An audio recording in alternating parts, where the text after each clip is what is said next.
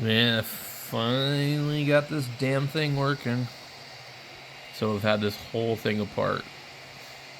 2 nozzles, a new belt, and the belt was a pain.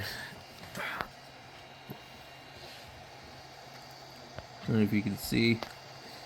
And those are like those wing nut crimps. And that's what I used to crimp the new belt. But the green stuff, which is what I really wanted to print some rails for the 891 with. Right now I'm printing Junior the Turtle. But this thing, I've been screwing around with this thing since about 8 o'clock this morning.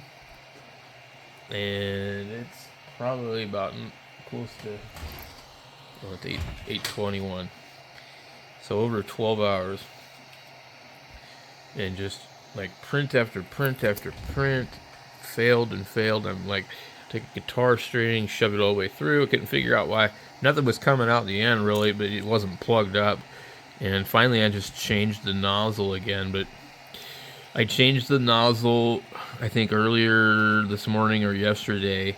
And what happened was above the block right here, right in there where you can see the space above it, the throat tube, I guess, backed off and was loose, and so it just leaked crap all over, and I had to remove the boot. I don't know where I did with the boot. And yeah, I removed the boot and then peel everything off of it.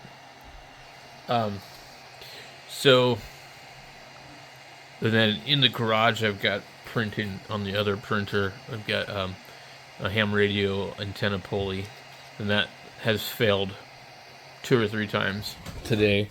I think I have some of it over here. Yep.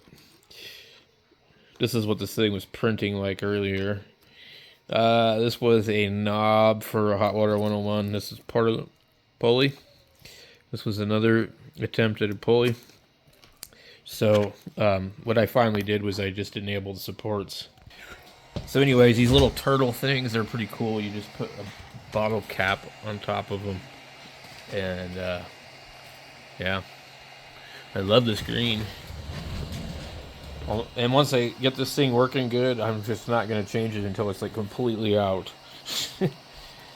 So everything will be green. Alright, so let's check and see how things are coming along in here. So this thing is nuts. It prints all this extra crap on here when you enable supports. You see, this is a pulley, which I've already printed. So when I did, that's a complete knob for this thing too. But when I printed the first one, remove that. Okay. This and this printed successfully, and then the rest of that turned into a ball of hair. And then this was part of another one that failed. So I got to clear all that out of that when that finally gets done, and hopefully it'll look pretty close to that. This is the problem with having supports. So what this thing does is it goes through that piece there, and you put a pin through it, and then you have a really nice pulley. So this is going to take like 6 hours to print. Yeah, we're at 4 hours right now in 9 minutes, and we're only 68%. That's what happens when you start adding all the other extra stuff. It really kind of adds into the deal. So here's the TS, or sorry, MC60 microphone holder, and it does fit the Yaesu. No, I'm sorry, that's a MD1. Here it is here. This is the completed 10% oversized, and it fits that. I've already tested it.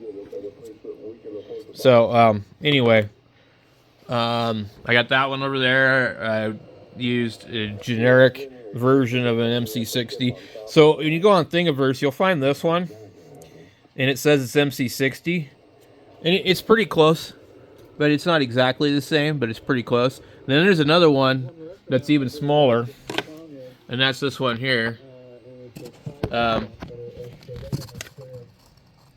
You see it's smaller. So anyway, but that was good enough for me to repair that microphone, so that's cool. So, this printer is actually doing pretty good until it screwed up like, 4 times today on this. So, this is the fourth attempt at this. So, anyway, I'm hoping to get some more stuff going and just, walk away from it after the first couple layers and, be able to come back and check on it, So, that's what we're going to do.